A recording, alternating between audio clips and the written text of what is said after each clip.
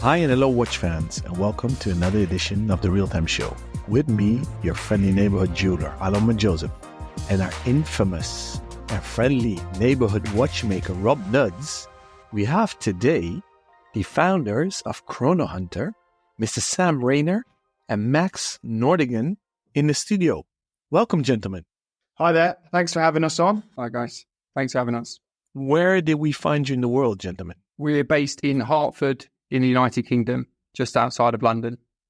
You gentlemen have actually an amazing website. I've known about the website. I have to admit, unfortunately, never used it either as a consumer or as a watch dealer. But we were very happy that your colleague Simon twisted our arm to get you two on the show. So thank you, Simon. Shout out to you. Please tell our dear listeners, who is Chrono Hunter and what do you all do? Yeah, I'll start off with that. Yeah, Simon's a great guy. He's very good at twisting arms. So we appreciate him communicating with you and getting us on this show. But yeah, Chrono Hunter was an idea that Max and I had in 2017. So we've both been interested in watches for a long time. And we'd been through the process of sort of trying to purchase a watch online and seeing the potential pitfalls that could present themselves. So a lot of watches advertised were perhaps not in stock. We did a few tests to see out of a handful of watches that were advertised how many were in stock, and it was surprising that how many weren't. And then also sort of the pitfalls of potentially looking to sell a watch privately.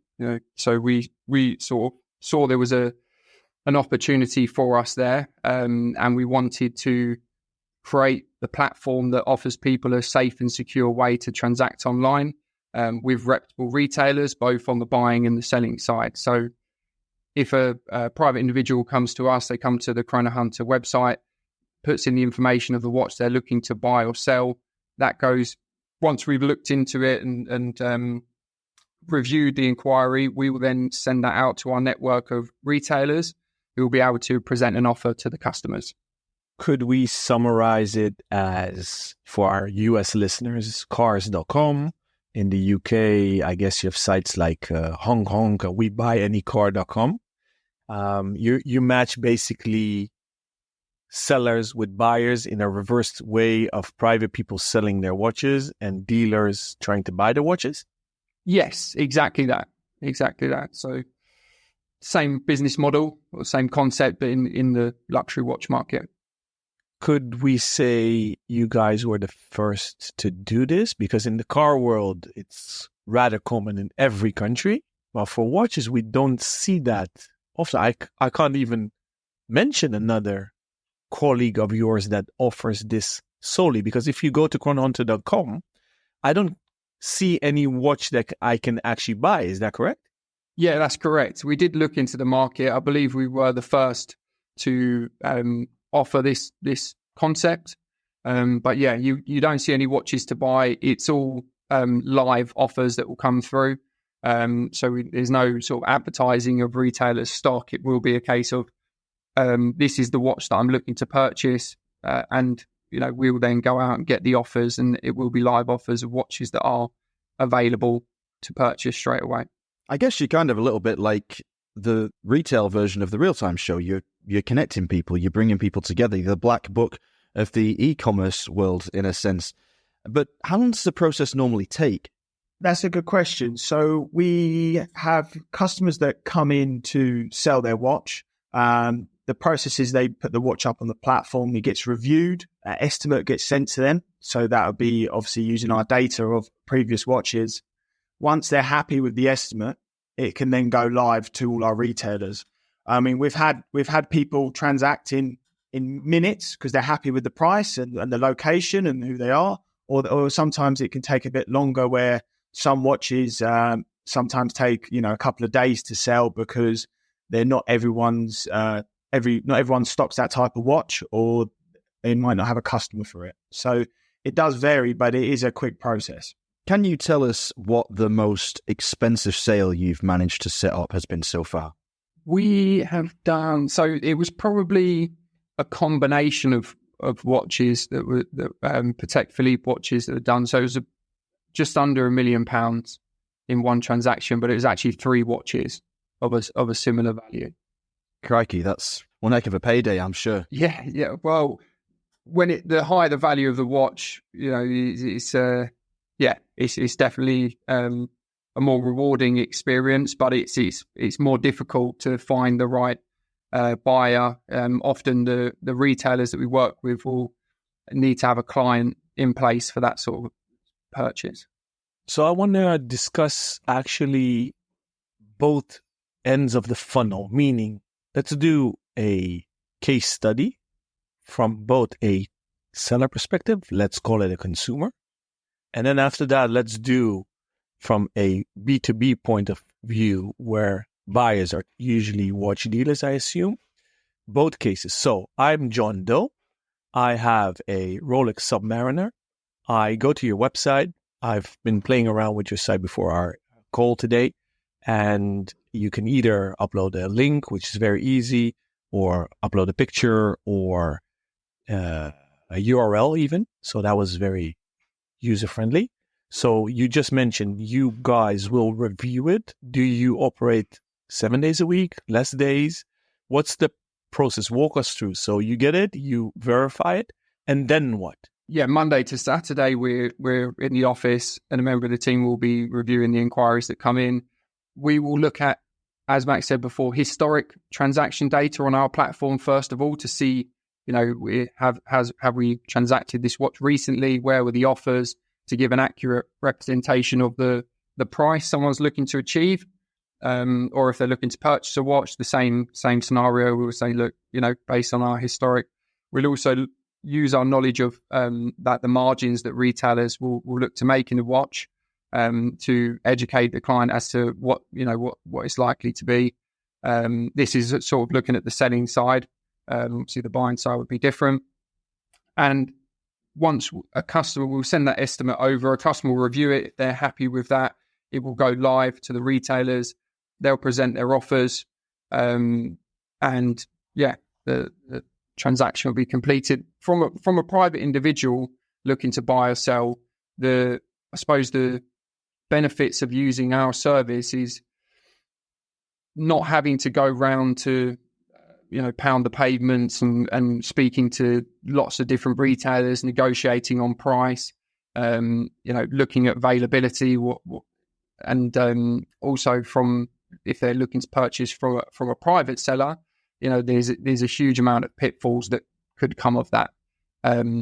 Watch, authentication, if they don't have the right expertise or knowledge to look at the watch when they buy it privately, then that could be a nightmare.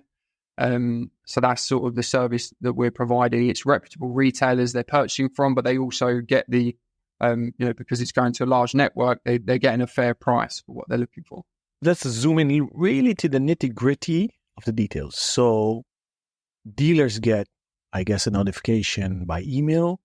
They log into the CMS at the back end. They upload their offers. It's probably a real-time Correct. game, no pun intended. And then a consumer accepts. Do they need to deal with physical deals and go physically to the buyer? Can they send it? Do you guys authenticate the watch? Please walk us really through the minor details. Sure. So once the watch is live on the platform and they're looking to sell the watch, they get their multiple offers from our different retailers. They can then choose which one they would like to proceed. So they accept it. Once the watch is accepted, they're connected together. They either pop into their store to drop the watch off, or it is posted there. Some of the retailers offer insured courier. Some don't. Once it's in the shop, the retailers that we have allowed onto the platform, because we don't allow everyone on, they have to have the right criteria to be allowed on the platform. The watch is then checked. It run through different checks, such as the lost and stolen. They check the movement and everything to do with the watch. And once they're happy, the customer is paid out. Technically, you guys are not dealers, not buyers, not sellers. You're really a intermediate. Correct. We don't hold any stock of watches. We are the platform that connects people to the people together. And what is the earning model? Do you take a commission from both ends? One side, you're basically brokers. So People in different countries call it different things, an agent or a broker, but we're brokers that only allow the public to sell to reputable retailers, not public to public. What do you think about that, Alon, as a retailer yourself, as a resource that could be possibly useful to get some stock in and connect people? So very good question, Rob. I'm actually very surprised that I don't know enough about Chrono Hunter, and that's my fault because I should have known both as a retailer, a pre-owned dealer, now a journalist. So I'm very happy that we're recording this because it's a very interesting case study. So both as a collector and as a watch dealer and a CPO dealer, I'm curious, so who pays what? So the buyer pays directly to the seller. If I understood correctly, Chrono Hunter doesn't get a commission from the seller of the watch. Do watch dealers pay a premium to Chrono Hunter? We charge a fee to the private individual.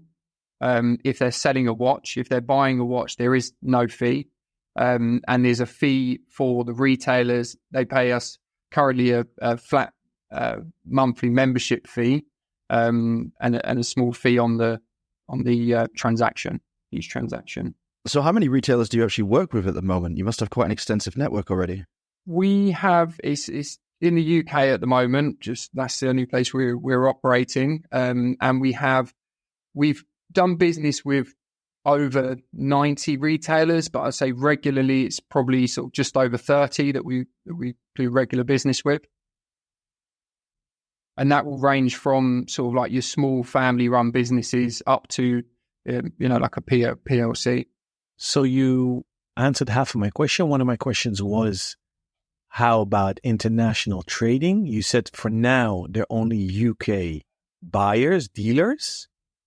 Would an Ace Jewelers and Amazon be eligible to become one of the retail buying side of dealers on your platform? Yeah, so part of the plan is to grow and to open up operations in Europe and the US and worldwide. But we're really just trying to get the sort of like the DNA of the platform right. So we've been growing since we launched in 2018. We did, I think it was £50,000 in December. The first year, 4 transactions. 2019, it was 1.6 million, 138 transactions. 2020, it was 3.5 million. 2021, 4.7. 2022, 11.8, and last year it was 14.5. So we're growing, and as we've been growing, we've been tweaking the platform to make it the user experience better, to make it better for the retailer. And there's a very high conversion rate, which is why I think the retailers like to work with us, because they know it's not a cold inquiry that's coming in. We've already had a conversation with the client. We've managed the expectations. Then it goes live. So if they get a reasonable, fair price, they will proceed with a transaction. But sorry, to answer your question, yeah, our plans are to expand. At the moment, it's UK inquiries that come in. We're growing organically as well on our content side of things. So we do find that there are just inquiries coming in from other countries without marketing in those areas. So it will be a natural growth for us. But for someone like yourself, if you were looking to purchase from UK customers, definitely is something we could start with straight away. But if not, perhaps we can pick up the conversation when we're more active in Europe. So you entered the market at a pretty incredible time for pre-owned watches, and were right there, already established, when the pandemic hit, and obviously sales went crazy, and you've grown steadily, well, actually remarkably, over the first few years, but you've even managed to increase your turnover last year, which was a year that had many question marks over it, obviously, and now we've entered an even more troubling phase, I think. But how have you found that trajectory? What was it like getting into the market at that time? What was your experience through the pandemic like in terms of scaling the operation behind the scenes? And how do you look ahead to 2024 knowing that, well, to be honest, the bottom has kind of fallen out of the market in a way we hadn't expected it to a couple of years back? How are you going to address those challenges? Look, it was an interesting ride. Obviously, we set the company up. We had Brexit, COVID, war. You know, when people ask, "Oh, what's your average year?" We go, "It's not been an average world." Obviously, COVID happened. We didn't know what was going to happen. Obviously, retailers were shutting their stores, and it obviously gave us a concern because we need our retailers to drive business to them. It very quickly turned round that there was a lot of people looking to spend a lot of money, and the retailers adapted in a way of such, their postal service, their insurance service, which actually helped us as a business. Obviously, because we aren't a physical store, we are connecting customers to these retailers. Them offering postal service actually helped us. We then saw obviously a lot of people spending a lot of money on watches because they couldn't, go on holiday or go to any restaurants or do anything like that to spend their money. So we started seeing obviously the market started growing at a crazy rate. Watches prices were going up weekly. And then obviously the market then tapped out at the top and came off quite hard. But what we have seen from obviously our numbers, we've carried on growing as a platform and a brand. I think that just goes with our organic growth and what we've been doing in the background to obviously bring people in and people knowing about us more. We then saw that there's a lot of collectors coming into the market where watches had been at a higher price and they hadn't wanted to transact to that price. Now we're seeing that people who wanted to add a watch to their collection can actually afford it at the price it is at now. But technically, the beauty of it is, Rob, it doesn't matter for them because they're not retailers. They don't take a position on the watches. They're intermediates that bring supply and demand together. Now, thank you for sharing these stats of the numbers of sales and value of money, but I assume the sale prices mentioned are those of what the seller received, right? It's not Chrono Hunter's turnover. Correct. Well, I would love for that to be our turnover, but unfortunately, it's the number of watches transacted. Our numbers are a bit different, but we've had sort of changes along the way where we started off where there was no fee to get people through the door, really, just to show them what we can do for them. Yeah. So you got to start somewhere. And then we've progressively sort of got to where we are at now, where we feel we're close into the point where it be the fair price or the maximum fair price for our service that we're providing.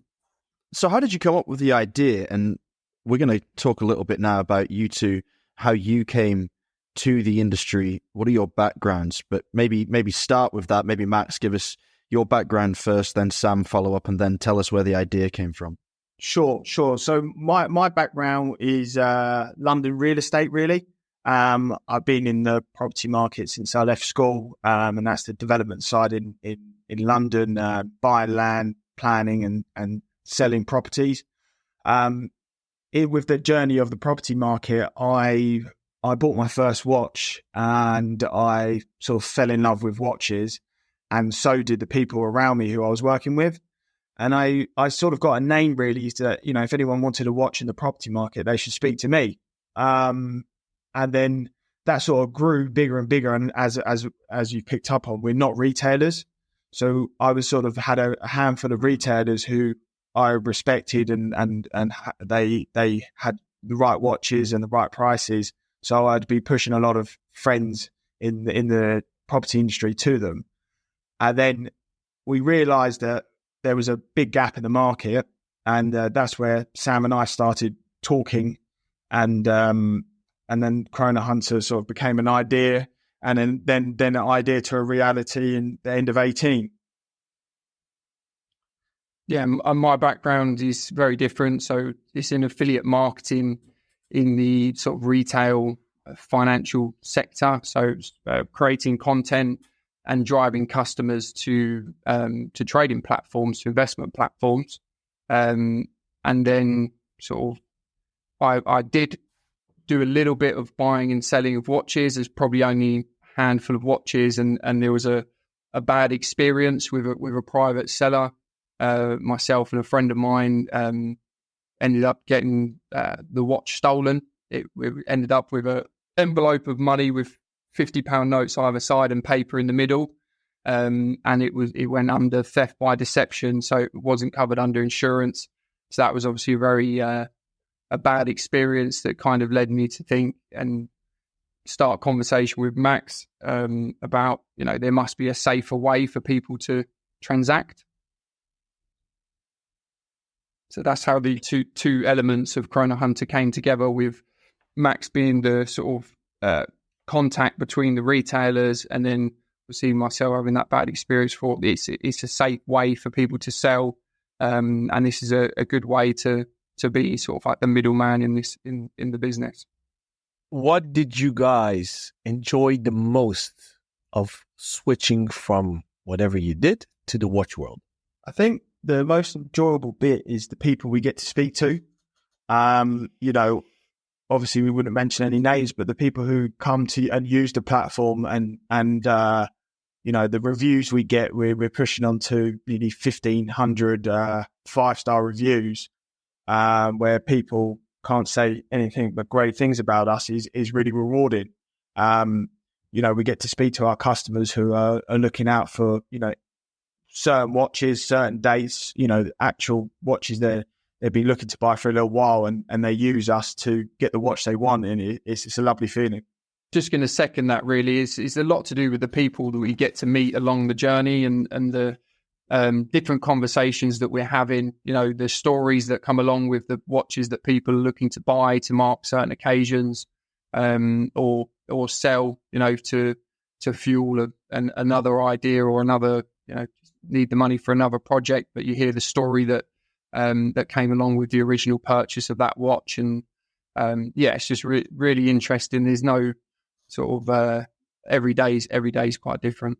I guess having so much contact with retailers and private customers also stimulates your creativity in not only ways that Chrono Hunter can be developed and expanded in the future. And I'm sure there's a lot more meat left on that bone for you to explore before you diversify your interest in the watch industry. But have you already thought of other things you'd like to do within the watchmaking world? Would you like to, for example, start your own brand? Would you like to have a physical space at some point for some other activities like events or bringing people together and whatnot? But tell me about that if you've thought of anything along those lines. Yeah, we've got an extensive list of things we would like to do that it's probably never get to the end to in our lifetime. But we've got a lot of ideas. We do want to engage with the community. Like Max said, there's a lot of people on the database that we speak to, we build relationships with. So it would be nice to bring that community together with a club, and we're looking into sort of how that would be, how we could do that. But there's other areas as well. Like we really like the idea of creating Chrono Hunter as a place where people can add their collection to, manage that collection, whether it be, the insurance, having the accurate pricing data on that watch, so they can see that. Just sort of bringing the community together more and offering more services to them, really. Do you guys travel to events yourselves to meet new people in the industry? Do you go to Watches and Wonders or Geneva Watch Days or Watch Pro Salon or anything like that? Yes, we have. We went to Basel World, so when that was there, and we do try to get to events as much as we can and sort of immerse ourselves in the industry and see what's new. What is exciting you in the industry now in terms of new brands or new products or new strategies that brands are deploying? I think what's been quite interesting in the market, I'd say in the last 18 months, we've seen it quite a lot, is the fact that the 60s and 70s watches are I feel like are getting a lot of attention from our retailers. So we had a older watch or older Rolex really come on the platform, and it was bombarded by offers, because I think what we're seeing right now is, what we're hearing from customers is that, they're sitting around their boardroom and they're all wearing the same watches.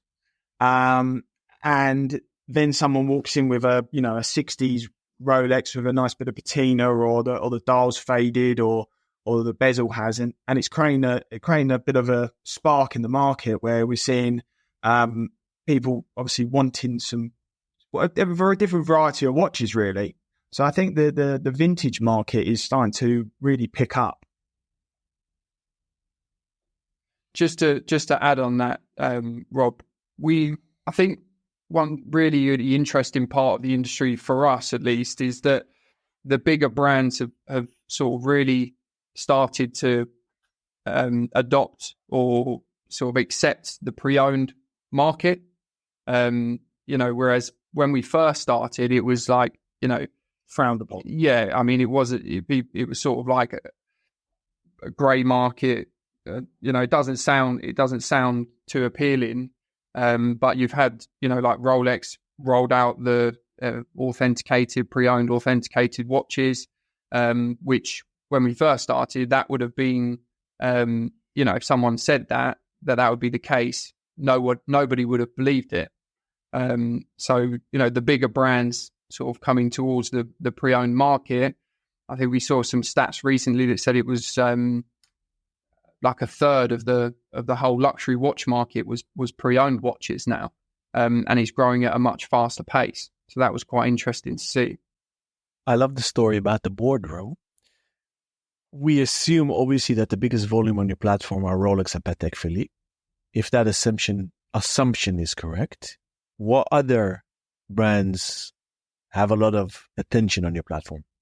Just to give a sort of spread, I mean, when I looked at last week's numbers, is we did watches from £600 to hundreds of thousands of pounds. So obviously your Rolexes and your Patek Philippe's are the bread and butter of such, but we have a lot of Omega and Tags and Breitlings, which are the volume watches that we see. And we've seen the market shift to watches that are around probably under £10,000 are transacting much quicker since the market moved over the last 18 months. So, Omegas, if they go on our platform for retailers to sell, we're seeing that the offers are coming in very strong and quick. Do you actually work with brands directly? No, we don't. Not yet. What would you want to do with them if you are not a retailer? What we'd want to do with them is, obviously we have a lot of data of what our customers are looking for, and also a lot of the brands are starting their pre-owned market, and that'd be great to work with them on their pre-owned market, where we have watches which have probably been bought from them, and 10 years later they could buy them back and sell them again and work with them in the process. That begs the question, Chrono 24, of course we have to mention the elephant in the room. Have you considered becoming a platform like theirs? If so, why haven't you? And they launched a 2.0 version of their Chronolytics, so they also offer a lot of data. Is that something you're referring at? So Chrono 24, we looked at, and we look at regularly, but I think it's the live offers that differentiates us. So unfortunately, there's a lot of advertisements on Chrono 24 that are for watches that people just don't have. It's not available. Sometimes the pricing is wrong, and it just sort of lures people in to make an inquiry. So we didn't want to go down that route, and we won't go down that route. Plus, it's great at what it does, and we're not going to be able to compete. So we wanted our own sort of more USP and sort of niche area route that we go down. What we also see is obviously customers that had seen a watch on Chrono 24, and they come to us and go, I want to buy this watch. I may have seen it here. And we 9 times out of 10, our price for them to buy the watch is a lot cheaper. Because the market has come off, the adverts are out of date. On the other side of that, though, is we have customers looking to sell their watch, and they look at Chrono 24 prices and say, well, it must be worth this much. And we go, unfortunately, it's not. We could actually sell you one at that price, what you're looking to try and, sell your watch out. But we're a totally different setup, really. I love the fact that you do the management of expectations, because us as CPO dealers combat that all day long and every day. So I think that's where you really add value when you want to sell a watch. I want to focus a bit on the actual hunting, the name, your DNA, the chrono hunting. So let's say I am looking for a particular watch. I fill out the form, same as that on your website that I want to sell.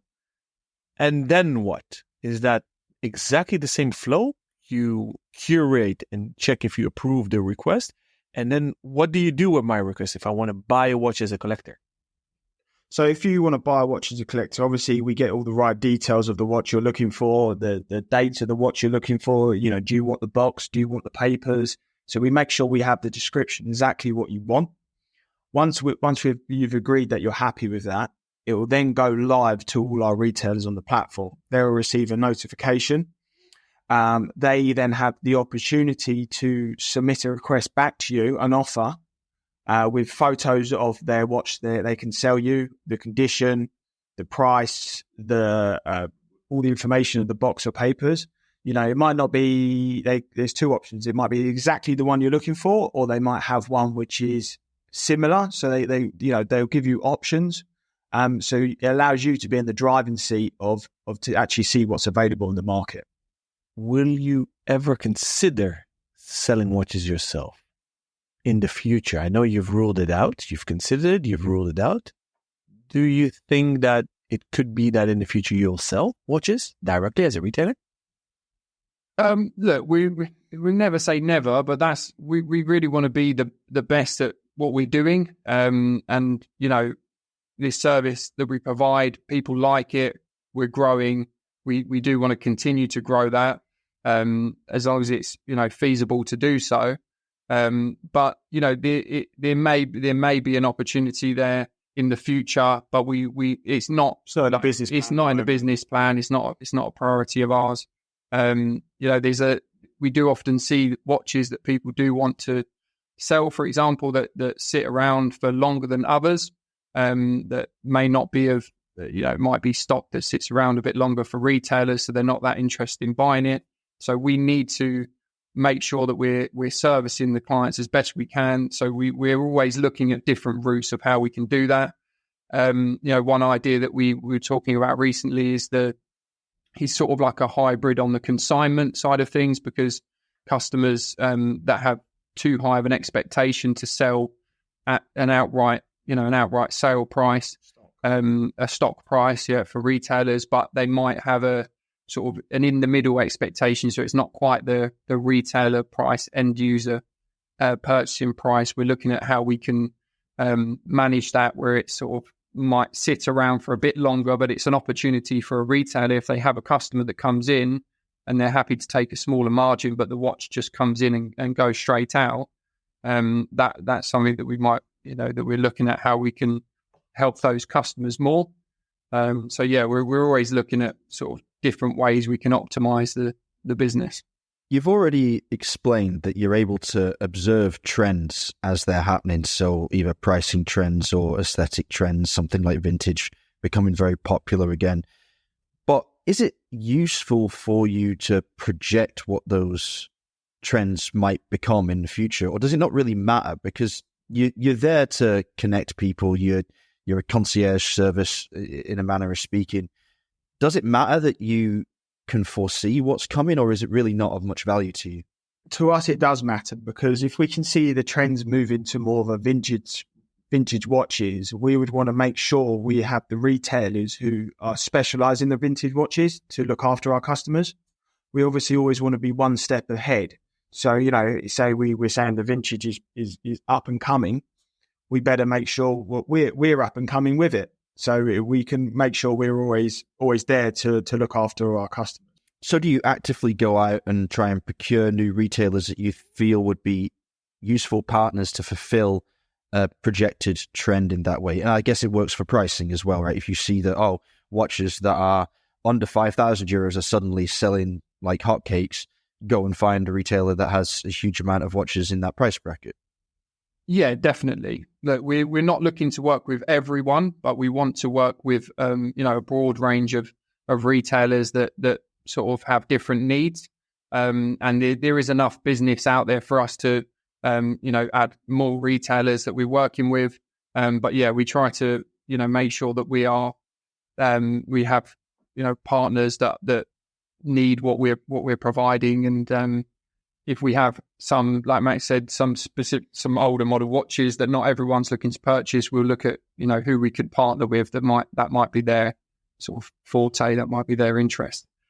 And then, sorry, just to come back on the point of sort of retailing watches at some point. So there's an interesting story of this was probably a few years ago now with a customer who's looking to sell a 5711 Tiffany stamped watch, and it was he came to us. He said, "Look, I bought it many years ago in the US. I paid, I think, maybe less than $20,000, something like this." And he said, he was looking for £50,000 for the watch. And we said, okay, fine. Look, to be totally honest with you, we've not done this watch before, and there's limited information online to say, nothing's been sold in the recent weeks, at least, to give you an accurate price. So let's just put it up with, no price, and let's see where your offers come in. So he had a handful of offers, the best of which was £90,000. And he was very happy. The deal transacted. He got £40,000 more than what he'd asked for. And if we were looking to buy and sell, that would have been something we could say, well, look, he wants £50,000. Let's give him £50,000 and we can make the profit on that. But it's not our business model. And we sort of, I think one of the biggest things of why we've sort of grown to where we are now is because we are, looking out for the customer's best interest and trying to get them the most value for their watch, but also, working with the retailers so they've still got their margin and they're still, making money from the transaction as well. That is incredible. What a great example of customer service. I'm not at all surprised that you've got 1,500 5-star reviews after hearing a story like that. That's brilliant. Talking about customers, though, what kind of customer data are you able to gather? Are you noticing a shift in the people that use the platform? Are they getting older? Are they getting younger? Are there personalities or tastes or genders diversifying? And does that also change, maybe not the watches that you would want to make sure you have access to, but the way you communicate or the way that you handle the sales process? Yeah, that's quite an interesting question. I mean, the mix of people that use the platform is a total spread. You have people buying their first watch. You have people buying their grandchildren watches. So it really depends on when the phone rings who comes through. It is predominantly male who are buying the watches. But what we see is returning customers. Now we've been up and running for many years. We're seeing a returning customers to the database, which is always nice. But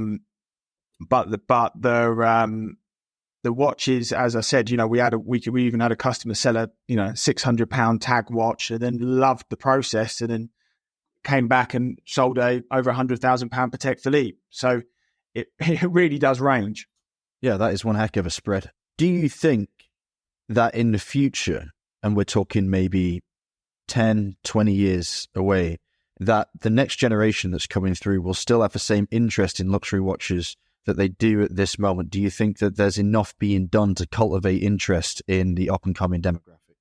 I think there's a lot of interest. There's, especially on the social media side of things, you see a big focus on what famous people are wearing or what they wore in the past and what sports stars and celebrities are wearing. There's I think the brands are doing well to sort of adopt the social medias, and the up and coming generations. So I think it will only become more and more popular, to be honest. What trends do you see both within your ecosystem? Well, maybe if we take a helicopter view in the watch business, and if we want to go higher up into the stratosphere in the luxury industry. So obviously we touched on the vintage side of things. We are seeing a movement where the younger generation, I think like the Swatch Moonwatch and things like that had sparked a younger generation looking at the watches. So with the younger generation, 9 times out of 10, they are a cheaper watch, where such as Tudor and Omega have done very well. We're seeing a lot of younger people who, want to buy their first watch. They straight away say, oh, let's buy a Rolex, and realize they're very expensive, and then start looking at different models and start, the Swatch watch. I've got friends of mine who their sons are very, very keen to show me their Swatch Moonwatch because it's the first watch they've got, and they've obviously captured a very young audience. I share the same experience. So I'm a sneaker head, and I have a lot of friends with their kids that are collecting, buying, trading, flipping, stock Xing sneakers. They also indeed get on the Swatch Omega collab bandwagon now, Swatch Blanc Pair. It's cool to see because back in the 80s up until the 90s, I did the same as a young kid. So that's indeed a trend that's cool, and I see.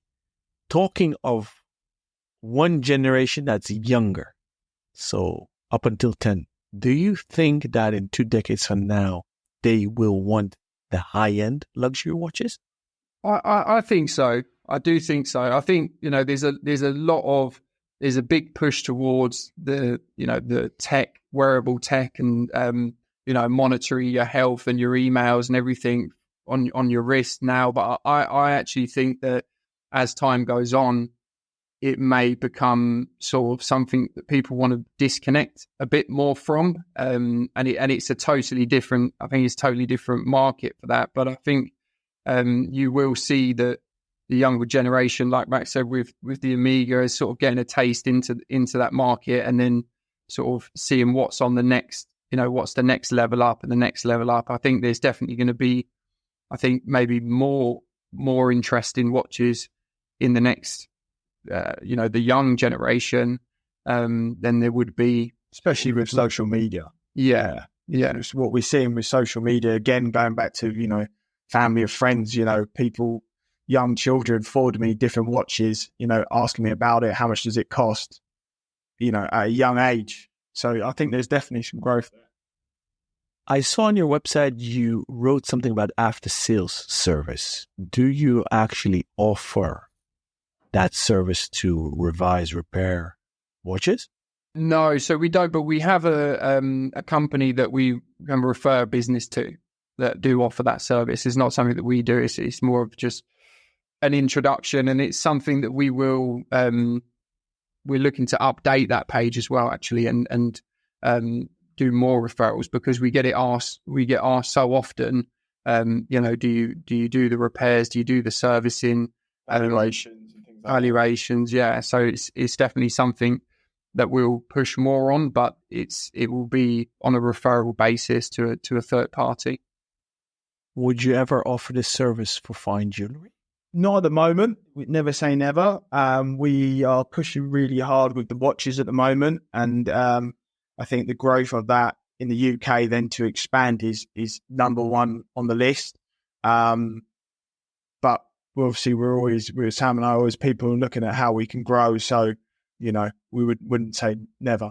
Yeah, and it's interesting as well, because there's retailers that we work with that do not just watches, but they do jewelry, and they have said, look, could you do something where you tell people to come into us with their jewelry as well. So, it may be something that we look at adding on in the future. We've also been asked about accessories. There's a lot of retailers that couldn't get enough, boxes from different brands, links, and things that people might just have sitting around at home that they're not using. So that's another sort of area that we were looking at potentially adding on as well. All my poking actually is triggered by the fact that in the footer of your website, I read Chrono Group Limited. So I assumed there are more activities than just Chrono Hunter. Is that a wrong assumption? We're set up as Chrono Group so we can grow, right? We didn't want to hold ourselves back at the start. So what you said about the jewelry and things like that, you're right. But it's not something which is coming out this year. So we're obviously focusing just on Chrono Hunter at the moment. But as we have the technology to grow, I'm sure we will. So we painted a picture as if there's nothing to see on your website besides 2 forms. You actually have a very interesting Chronicles section. Please elaborate on that. Who does that? Do you outsource it? Do you write yourself? What do you write about? Is it worthwhile visiting, and why? Yeah, so this is Simon, who you've spoken to, who sort of arranged us coming on to speak to you guys. He's heading up the content and PR side of the website. It's part of our strategy to grow organically. We want to bring people to our website. We want to offer engaging content, and much like you guys, we want to offer something of value. So we're looking at what people might like to read about, what information is people like to consume. We're looking at the stats on what articles that we publish that do well, that get a lot of engagement, which ones don't. So that will be a part of the business that we want to grow more and more, and that could also create more partners to work with along the way. But yeah, we're doing a big push on the articles and the content side of things. So we like to try and keep a balance of some news, so like new releases, new watch releases, and then some sort of more evergreen information and industry news, that sort of thing. Well, that sounds like a great avenue to develop further, and I think a good point for us to conclude the interview with an optimistic outlook for the future. It's been a very, very interesting discussion. I've had my eyes open to a completely new way of doing business, and I'm looking forward to exploring the website even further. Thanks, Max. Thanks, Sam. Thanks for your time. Really very much appreciated. And I look forward to hearing what questions our network have for you, because I'm sure there'll be some follow-up on this, and we'll communicate those to you directly.